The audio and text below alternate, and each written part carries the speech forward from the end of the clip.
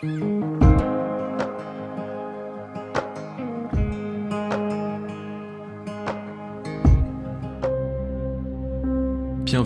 à Coram Deo. Ta famille, ta maison, ton église.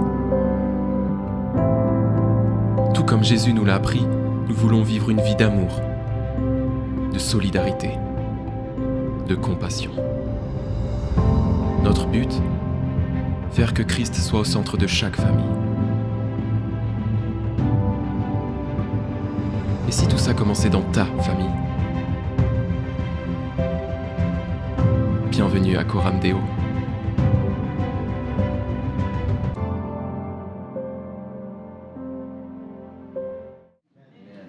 Dieu vous aime et il veut le meilleur pour vous.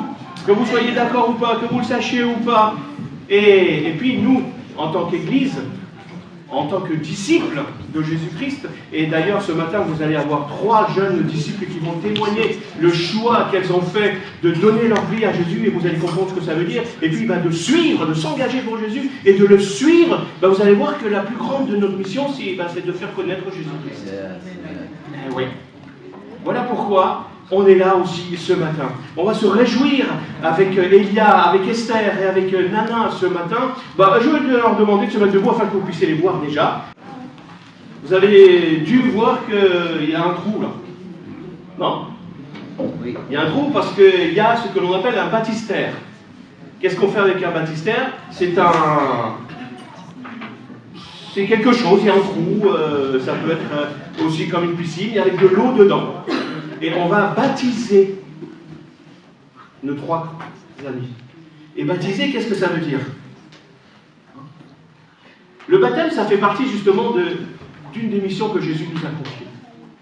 Quand il a quitté cette terre pour remonter auprès de son Père, pour nous préparer une place avant qu'il revienne nous chercher, il a dit à ses disciples, et nous compris aujourd'hui, qui sommes ses disciples, allez, faites de toutes les nations des disciples, en les baptisant, les enseignant, tout ce que je vous ai appris. C'est-à-dire notre mission, c'est d'enseigner les gens ce que Jésus a dit, a fait, de les conduire à obéir et à suivre Jésus. Et le baptême fait partie de cet acte, de ce rituel un peu, qui manifeste ce que Jésus a fait à l'intérieur de leur vie. Parce que vous savez, quand quelque chose se passe dans votre cœur, personne ne le voit, personne ne le sait. Quand vous dites à quelqu'un, dans votre cœur, que vous dites, j'aime quelqu'un, j'aime quelque chose. On ne peut pas le savoir sans que vous puissiez extérioriser ce sentiment par quelque chose. Et ce matin, le fait de baptiser nos 3 amis, c'est une façon de montrer ce que Dieu a accompli dans leur vie, ce que Jésus a déjà accompli et ce qu'elles ont expérimenté avec Jésus-Christ. Et parce que Jésus nous a commandé de faire ça, de baptiser d'abord, et puis de pratiquer une deuxième chose, c'est la scène. La scène, c'est le repas du Seigneur, c'est dans certaines traditions, on appelle ça l'Eucharistie, la table du Seigneur, la table, le repas de communion, et ce sont ceux qui suivent Jésus, qui vivent de ces choses. Et ceux qui veulent suivre Jésus, et dont le péché a été pardonné, ils obéissent à ses commandements, de se faire baptiser, et puis baptiser, ça veut dire quoi? Ça veut dire encore une fois immerger, c'est-à-dire plonger quelqu'un dans suffisamment d'eau pour que tout son corps soit recouvert d'eau. Mais je vous rassure d'une chose, on sort la personne de l'eau. Et ce matin, je l'ai encore dit à une de celles qui va se baptiser, je regarde un peu le témoignage en fonction du degré de péché qu'il y a, je laisse proportionnellement la personne sous l'eau. Vous savez, c'est un peu comme en fonction de votre degré de saleté. Lorsque vous allez prendre un bain, vous allez passer plus de temps sous l'eau. Mais rassurez-vous, à un moment donné, on les sort parce qu'il faut qu'elles respirent. Donc en fait, nos amis qui vont se faire baptiser, elles vont déclarer également, j'étais perdu. C'est-à-dire, j'étais sur le chemin de la perdition. C'est-à-dire, ce que l'on appelle couramment l'enfer. J'étais sur le chemin dans cette direction-là, que je l'accepte ou pas, que quoi que je puisse dire, vivre, etc., j'étais sur ce chemin-là, mais Jésus m'a sauvé. Il m'a retiré de ce chemin-là, il m'a mis sur le chemin de la vie éternelle. Et maintenant, je le reconnais comme mon sauveur, et puis je l'accepte comme mon Seigneur. Ce sont 2 choses différentes. Le sauveur, c'est celui qui sauve. Le Seigneur, c'est celui que j'obéis, qui me donne les directives que j'obéis, que je sers et auxquelles je me soumets. Donc cette décision à s'engager à suivre Jésus, tout ce rituel, ça justement, ça illustre ça. Le fait d'être plongé dans l'eau, ça illustre la mort, comme Jésus est mort sur la croix. Mais le fait de le ressortir de l'eau, ça illustre la vie éternelle que Jésus leur a donnée. Et qui dit vie éternelle, dit vie, vous savez ce que c'est la vie, mais éternelle, qui dure, et qui n'a plus de fin. Et c'est ça. C'est une belle décision. Et lorsque la Bible nous dit qu'une personne prend cette décision, l'enfer tremble. Parce que l'enfer dit, on a perdu quelqu'un. Mais le ciel se réjouit. Et les anges se réjouissent en disant, waouh, quelqu'un vient d'être au bénéfice de la grâce de Dieu, de sa sagesse, de son amour. Et encore une fois, vous avez remarqué que nos amis qui vont se faire baptiser sont des adultes. On ne baptise pas, nous, selon notre tradition, des bébés. Et vous savez pourquoi? Parce que ce n'est pas ce que la Bible nous enseigne. Nous, on veut pratiquer ce que la Bible nous enseigne. Et la Bible nous enseigne de baptiser des personnes qui ont pris connaissance de leurs péchés, qui ont pris une décision personnelle de se détourner de leurs péchés et de dire, Seigneur Jésus, je prends l'engagement de te suivre. C'est un choix personnel et un bébé ne peut pas le faire. Voilà pourquoi. Donc, mais vous allez me dire, si c'est pas ça, si le baptême, c'est qu'un rituel, et je vous rappelle que, encore une fois, c'est pas le baptême là qui va les sauver, qui va les emmener au ciel, qui va leur donner un diplôme en disant, voilà, lorsque je vais arriver au ciel, je peux rentrer. Ce n'est pas du tout cela, le baptême. Et vous allez me dire, mais à quoi ça sert finalement? Le baptême, ça sert encore une fois, je reprends ce que j'ai dit au début, à manifester et à rendre visible ce que Dieu a fait intérieurement et de façon interne dans une vie. Mais avant de passer à la pratique, je vais vous inviter à écouter très rapidement la parole de Dieu, c'est-à-dire l'apôtre Paul lui-même. Il nous parle du baptême aussi, et ce que ça signifie, et ce que ça implique, dans la lettre aux Éphésiens. Dans cette lettre, Paul explique que le chrétien n'est pas tant une personne qui croit à Jésus, ou même qui croit en Dieu. C'est une personne qui a été pardonnée de ses péchés et qui est unie avec Jésus-Christ. Et ça crée une sacrée différence. Donc cette bénédiction, c'est une bénédiction céleste, va conduire la personne à avoir une position, un statut céleste.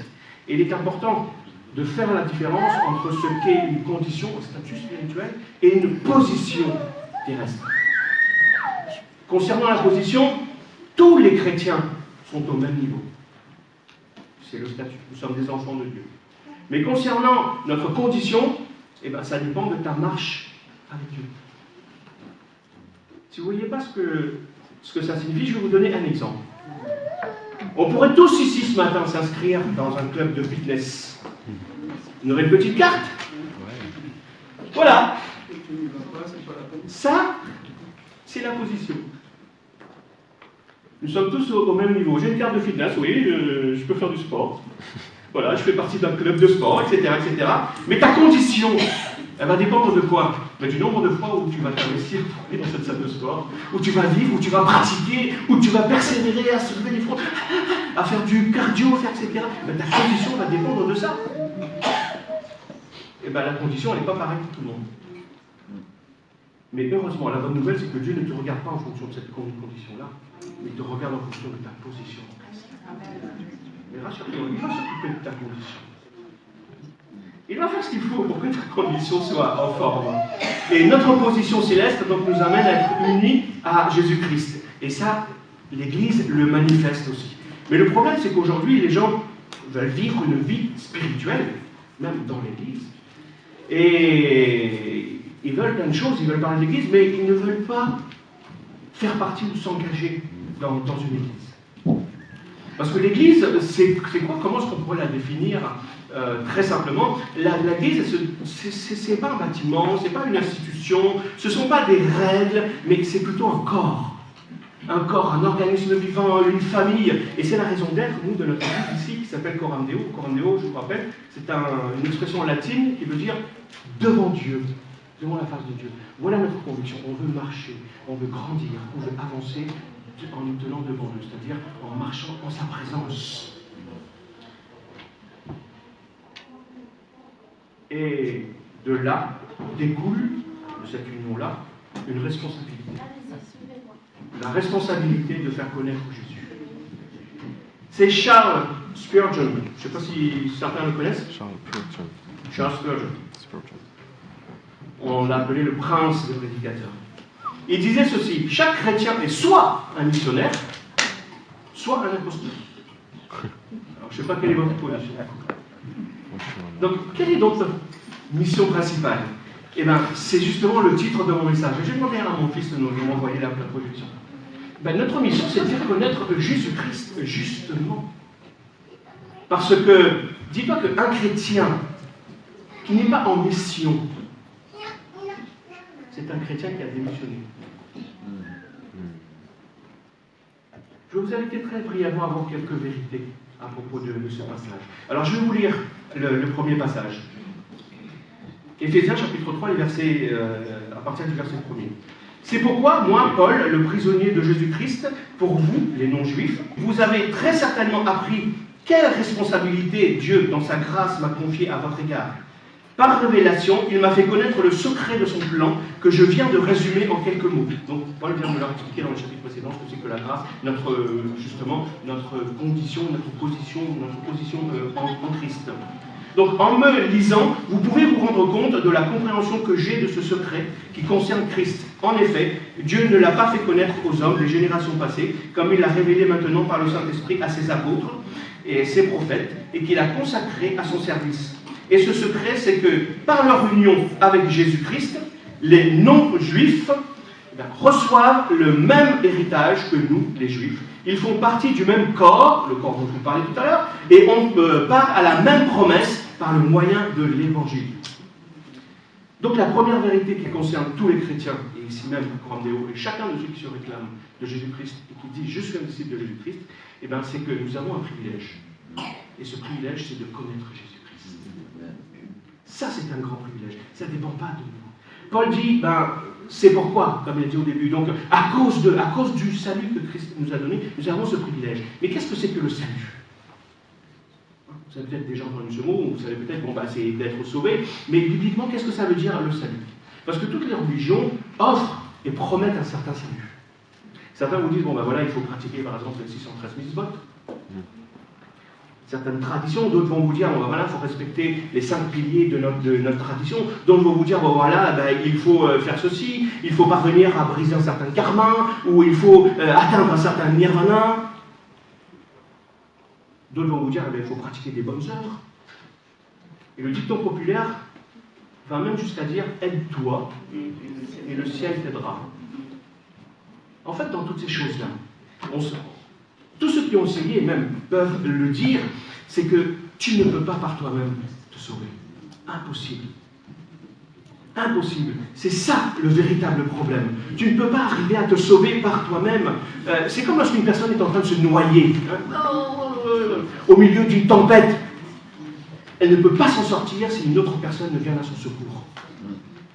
Et ça, c'est ce que Jésus a fait. Cette personne a besoin d'un sauveur, d'une aide. Et le seul qui peut te sauver de la mort et de la perdition, et pardonner tes péchés, pardonner toute cette humanité brisée, c'est Jésus-Christ.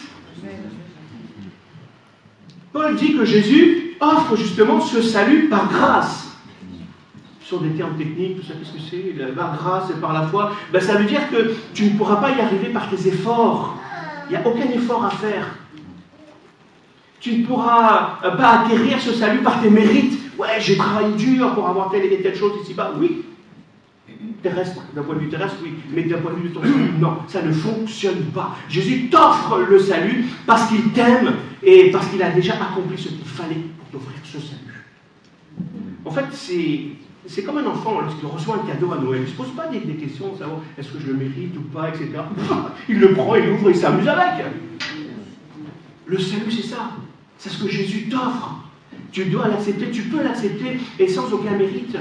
Donc, si tu, par exemple, cette personne qui est en train de se noyer, là, que je disais tout à l'heure, si tu lui lances une bouée, est-ce que tu vois cette personne en train de se dire, est-ce que je dois prendre cette bouée ou pas? Est-ce que la personne qui me l'a envoyée, c'est une personne de confiance ou pas? Je ne sais pas, je vais réfléchir encore un peu avant de prendre cette bouée. Pendant que tu as réfléchir, on va bouler. Alors Jésus t'offre ça. Ce n'est pas une bouée pour te sortir de quelque chose, mais c'est le salut pour t'offrir la vie éternelle et te détourner, te sauver d'une perdition éternelle. Ce n'est pas une simple bouée, ce que Jésus t'offre, c'est le salut. Et cette personne qui prend cette bouée, c'est ça, accepter le salut par la foi. C'est-à-dire en croyant, accepter ce moyen de grâce. Tu ne mérites pas. Peut-être que c'est ton ennemi qui est là et qui se dit, bon, je vais quand même faire un geste pour cette personne parce qu'elle est en train de se noyer et que je ne veux pas qu'elle se noie. Eh bien, tu es un ennemi de Dieu. On est tous des ennemis de Dieu. On est tous rebelles. Mais Dieu nous offre ce salut parce qu'il nous aime. Tout simplement.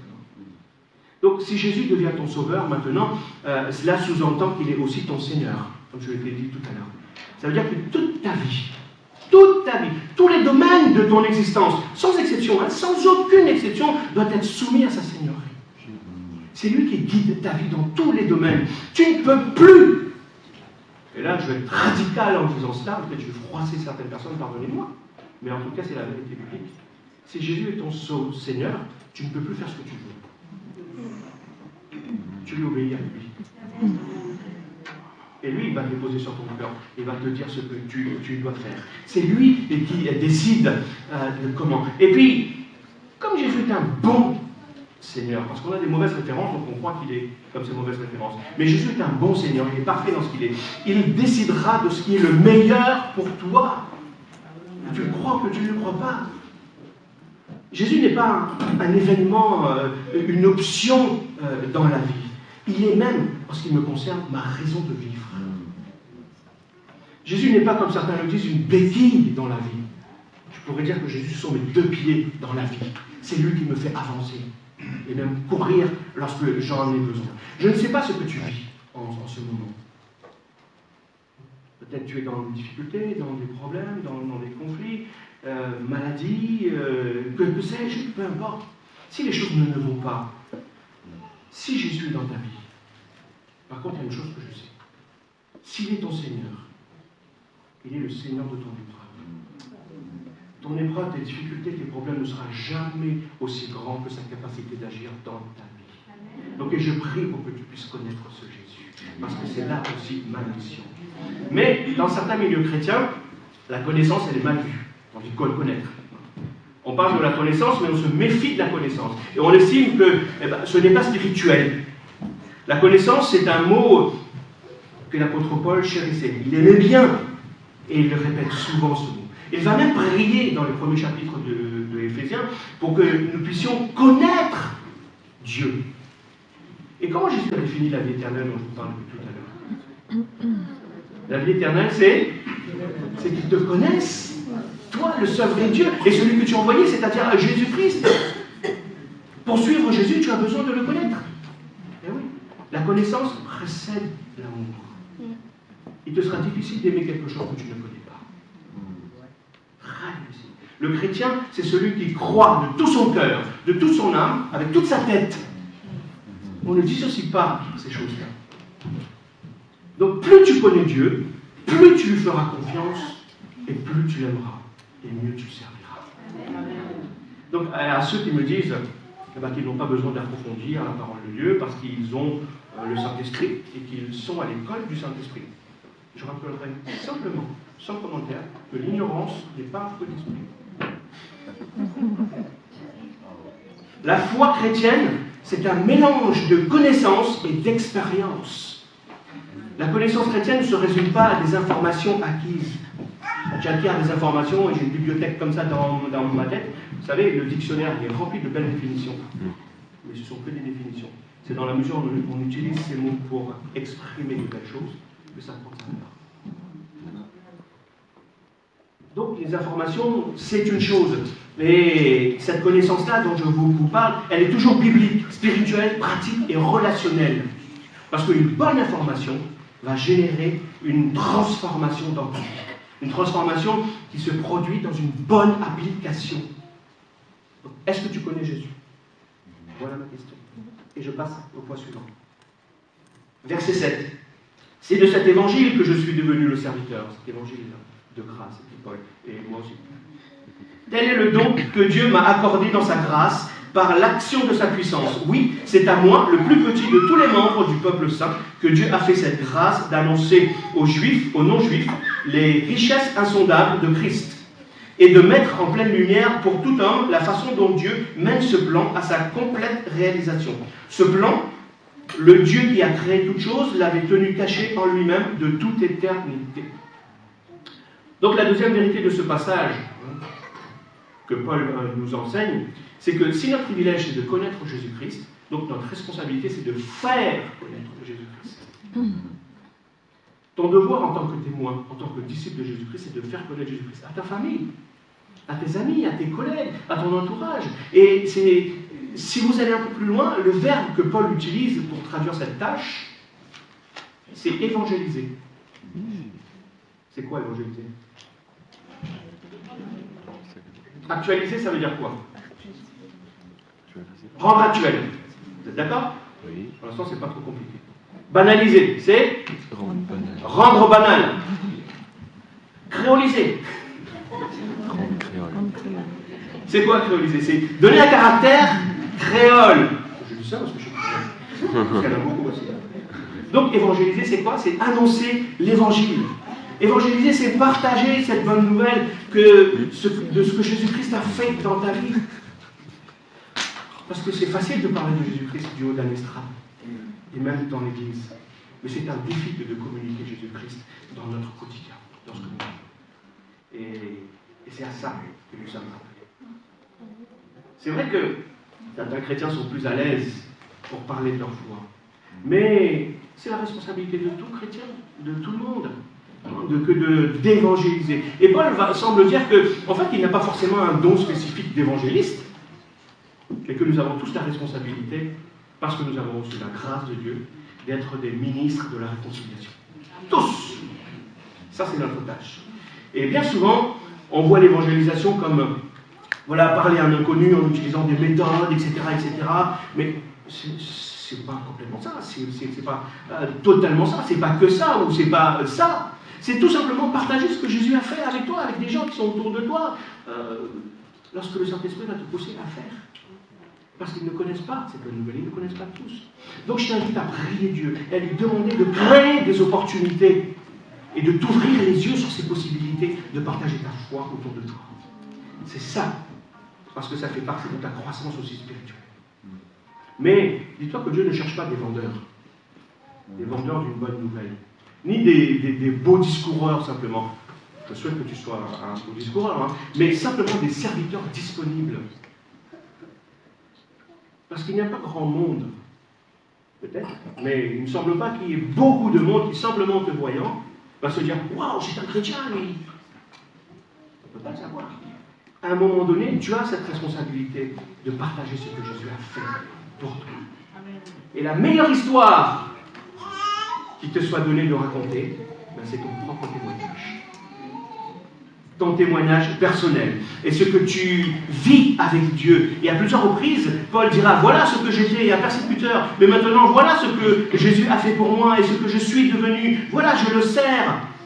Et c'est ce que nos trois amis vont faire, là, avant de se faire baptiser, c'est de rendre témoignage. Mais je peux comprendre qu'à cause du caractère de certains chrétiens, les gens n'ont pas envie d'entendre parler de Jésus. Pourquoi ? Parce que personne ne veut se rendre sa vie plus triste. Personne. Est-ce que vous avez déjà vu les publicités de remise en forme? Ouais, bon, je parle beaucoup de remise en forme ce matin. Mais bon, pour vous vendre un produit, qu'est-ce qu'on fait généralement? On vous montre un avant et un après. Généralement, le après, il est toujours plus mauvais que celui d'avant. Non? L'inverse. Le après, il est toujours meilleur. N'est-ce pas? Alors donc, normalement, ta vie après avoir rencontré Jésus doit être meilleure. Et ça doit se voir. C'est logique. Ça doit se voir s'il y a une transformation. Si tu veux témoigner de Jésus, ton après doit présenter quelque chose de meilleur que ton avant Jésus-Christ. Et elles vont le dire tout à l'heure. Parce que lorsque Jésus vient dans ta vie, il y a une transformation qui produit quelque chose de meilleur. Et ce meilleur-là, c'est la sanctification qui va continuer jusqu'à la fin de ta vie sur cette terre. Et tout le monde a besoin de savoir que la vie ne s'arrête pas à la mort, mais qu'il y a plus une espérance de vivre la joie éternelle que seul Jésus peut offrir, déjà dès maintenant. Il ne faut pas attendre le ciel, parce que lorsque on quitte cette terre, il est trop tard. On ne peut plus faire marche arrière, sauf si Dieu décide de te ressusciter, il te donne une deuxième chance. Mais même Lazare qui a été ressuscité, il est mort. Jésus, il est ressuscité, il est toujours vivant. Et c'est pour ça qu'il peut te donner cette vie. Donc ça fait partie de la richesse insondable de Jésus-Christ. On continue, verset 10. Par cette mise en lumière, les autorités et les puissances dans le monde céleste peuvent connaître par le moyen de l'Église les aspects infiniment variés de sa sagesse de Dieu. Cela s'accomplit conformément à ce qui a été fixé de toute éternité et qui s'est réalisé par Jésus-Christ notre Seigneur. Étant unis à lui, nous avons par la foi en lui la liberté de nous approcher de Dieu avec assurance. Aussi, je vous demande de ne pas perdre courage en pensant aux détresses que je connais. Paul, il parle, parce qu'il n'était pas, quand il écrit cette lettre, il était en prison. Que je connais dans mon service pour vous. Elles contribuent à la gloire qui vous est destinée.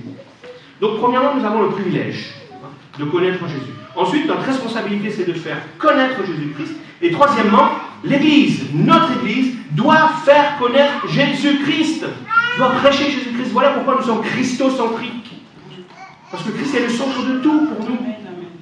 Ce texte est surprenant parce que Paul déclare que l'Église est un moyen par lequel Dieu enseigne sa sagesse aux créatures du monde céleste. Waouh! Si quelqu'un nous demande cette semaine, qu'est-ce que tu as fait le dimanche, etc., j'ai donné une conférence aux êtres célestes.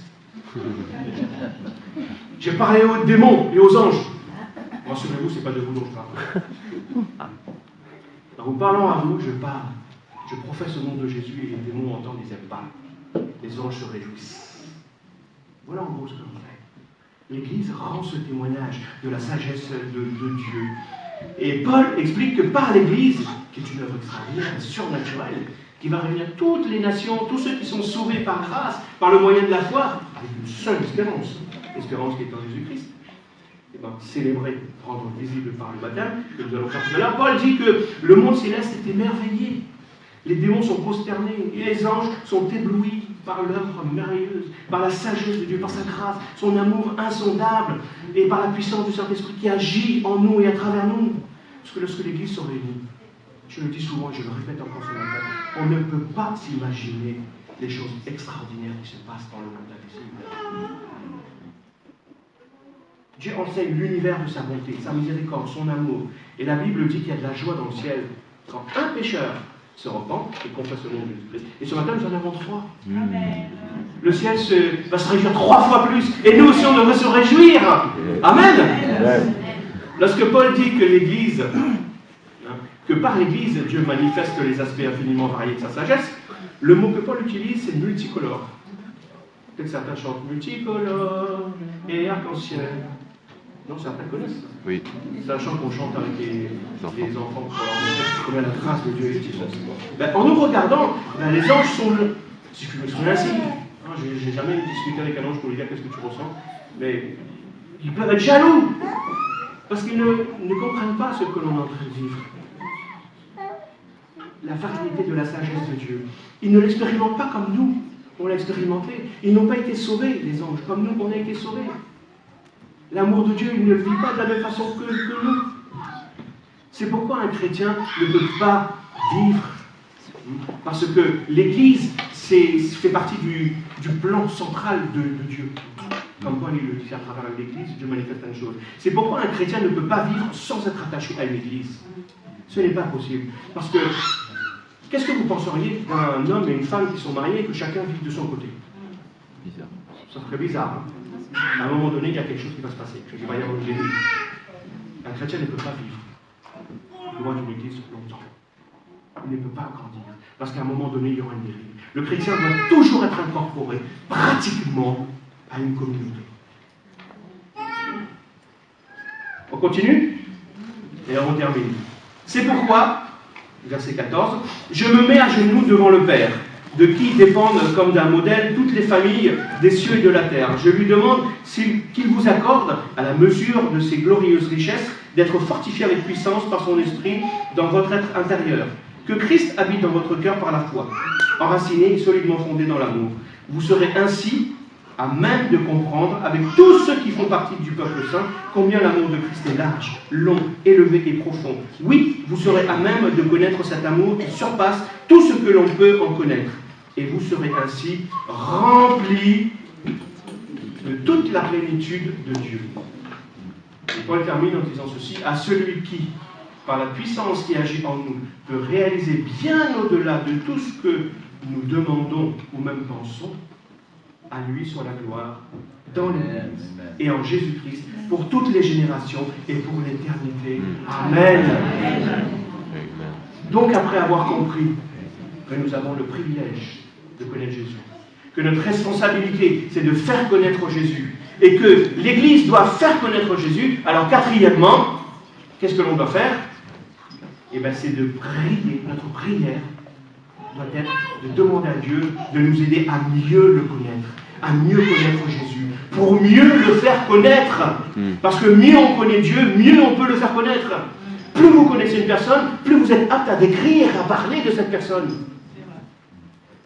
Et Paul exprime plusieurs choses dans cette prière. Premièrement, il prie pour que nous soyons fortifiés par la puissance de l'Esprit. Ensuite, il prie pour que nous recevions l'amour de Jésus et que nous connaissions et comprenions la profondeur de cet amour. Nous passerons l'éternité à se lever de l'amour, c'est la profondeur de cet amour. Et la connaissance de cet amour surpasse tout ce que nous pouvons connaître. Et nous remplit, dit Paul, de toute la plénitude de Dieu, tout ce que Dieu a prévu. L'univers ne peut le contenir. Donc, c'est ça, cette plénitude de Dieu. Quel que soit le chemin que tu as déjà parcouru avec Jésus, je ne sais pas où tu en es. Tu peux encore grandir. Tu peux encore grandir et vivre des merveilleuses choses avec Jésus. Peut-être tu es le commencement de ta vie, peut-être tu rencontres Jésus, peut-être tu ne l'as jamais rencontré, peut-être ça fait des années que tu suis Jésus, mais quel que soit ton degré d'avancement avec Jésus, tu peux encore grandir. Et Paul termine sa prière en disant, à celui qui, par la puissance qui agit en nous, peut réaliser bien au-delà de tout ce que nous demandons ou même pensons, ben cela signifie quoi? Cela signifie que Dieu entend tes prières. Des prières qui sont faites plus profondément dans tes pensées. Et Dieu y répond. Et dis-toi qu'il peut réaliser même au-delà de ce que tu penses, de ce que tu peux imaginer, et même au-delà de ce que tu pourrais lui demander. Donc son action n'a pas de limite. Et il agit par la puissance du Saint-Esprit.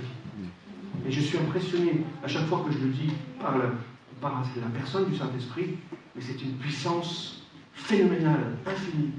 Et pourtant, il est aussi précieux et fragile que du cristal. C'est merveilleux. Alors que le Saint-Esprit puisse te parler ce matin. À lui soit la gloire dans l'Église, à Jésus-Christ, en Jésus-Christ, pour le baptême que nous allons célébrer. Je vous invite à prier avant de laisser la place à une candidate au baptême. Seigneur Jésus, merci ce matin de nous avoir rappelé que tu nous aimes, que tu as tout prévu pour notre salut, pour nous offrir la vie éternelle. Il suffit simplement d'y croire, de l'accepter, de te faire confiance. Et une fois que nous t'avons accepté dans notre vie, tu es ce Dieu qui marche chaque jour avec nous, avec fidélité, et qui nous aide à témoigner de toi. Père, ma prière ce matin, c'est que chacun puisse te connaître, Jésus-Christ. C'est vrai, c'est la plus merveilleuse des choses que l'on puisse vivre sur cette terre, c'est de connaître Jésus-Christ. Saint-Esprit, tu es le seul capable d'accomplir cette œuvre. Alors, ce matin, je te prie, par les paroles qui ont été semées dans les cœurs, par ta puissance, par ta sagesse, par ta finesse, par la profondeur avec laquelle tu agis, d'accomplir ton œuvre dans les cœurs. Parce que ta seule mission, Saint-Esprit, ta plus grande mission, c'est de rendre gloire à Jésus-Christ. Alors que le nom de Jésus-Christ et que le Père soit glorifié dans la vie de tous ceux qui se présentent ce matin. Amen.